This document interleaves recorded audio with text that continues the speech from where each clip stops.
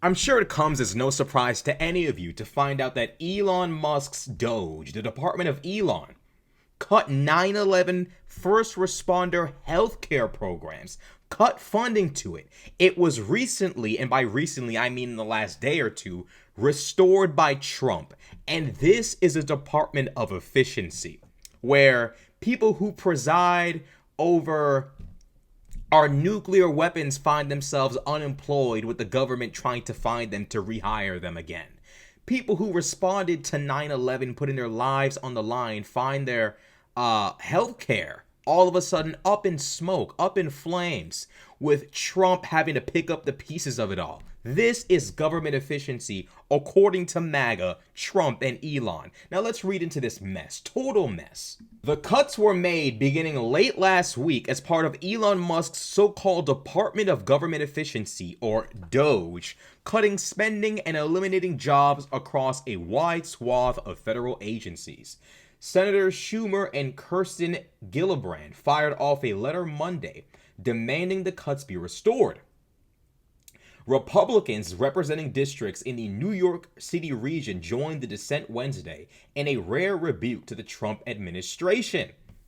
Now, don't be fooled by Republicans coming out nowadays and begging Donald Trump for things like Medicare and Medicaid and SNAP and Social Security. Don't be fooled by these people dropping to the fat orange feet of Trump, begging for common decency and care and concern. Don't be fooled. Republicans have a long, storied, and illustrious history of trying to fuck over 9/11 first responders. Illustrious history, okay?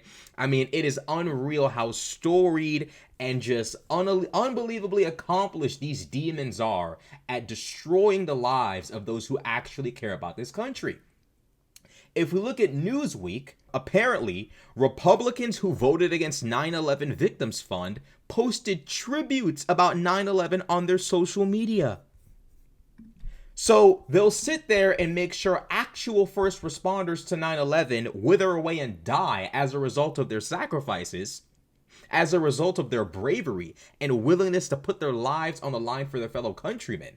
You can wither away and die. And as you wither away and die, stand by and stand back as I post my tribute to your dead friends and soon to be you as well on social media. Just stand back and stand by. Several Republicans voted against legislation to establish a healthcare fund for victims of the September 11th attacks on the World Trade Center. They posted tributes to social media on the attack's 22nd anniversary on Monday. So as they're literally trying to finish off the last of 9/11 first responders, just kicking the dirt on them like die already, as they're trying to finish these people off and wrap their lives up, they're on social media posting. These people are possessed by the devil. They are possessed by the devil. They serve the devil. They are his children. These people are evil human beings. They're evil human beings. What is so hard about supporting people who try to help and succeeded in helping their countrymen during the worst terror attack in human history? I don't know. Why is this so difficult for Republicans to do? All of those verses in the Bible about, philanthropy, about caring for your fellow man and your neighbor, those verses go completely ignored by the Republican Party. But the part about gay people and women and abortions, that's the part they really do pay attention to. Any part of the Bible that gives them power and authority over others, they hear.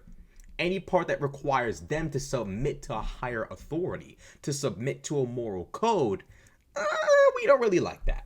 Congress in 2010 passed the James Zadroga 9/11 Health and Compensation Act, which established the 9/11 Victim Compensation Fund and included measures allowing the government to provide medical monitoring and treatment for survivors of the attack, as well as the police, firefighters, and healthcare workers who responded to Ground Zero.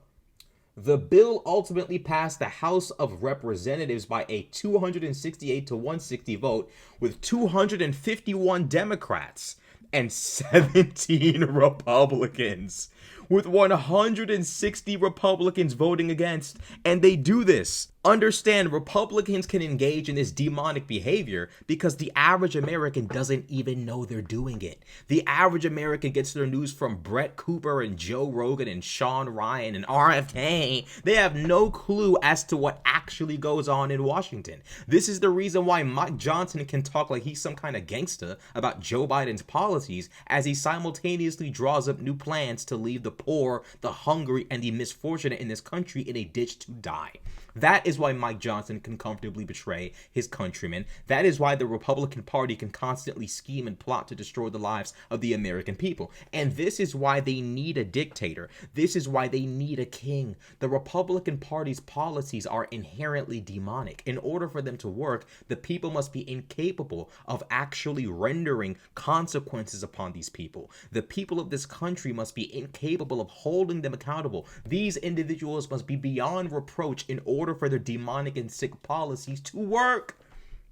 In order for this stuff to work, these people can't be held accountable. They need a king. They need someone with the Department of Justice, the Department of Defense at his disposal, ready and willing to abuse said powers at a moment's notice. At the slightest hint of dissent, death, imprisonment. That is what they need. And that is why the Republican Party, in their heart of hearts, couldn't give a damn about victims of 9/11, first responders to 9/11. They don't care. These people do not care. They are a part of a cult that believes the rich, the powerful, and the wealthy reserve the divine right to rule over all. They do not give a fuck about a unified country. They don't give a damn about democracy. They truly believe themselves people who couldn't govern a fucking McDonald's, people who could not organize the simplest of gatherings humans could ever form. These people cannot govern anything that involves more than just one human being. They cannot manage. Some of them can't even manage themselves, and yet they think themselves to be superior to us, so much so that they have zero mercy, compassion, or empathy for any of us.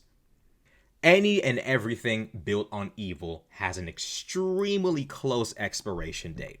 This level of evil will eventually collapse on itself. That much you can be assured.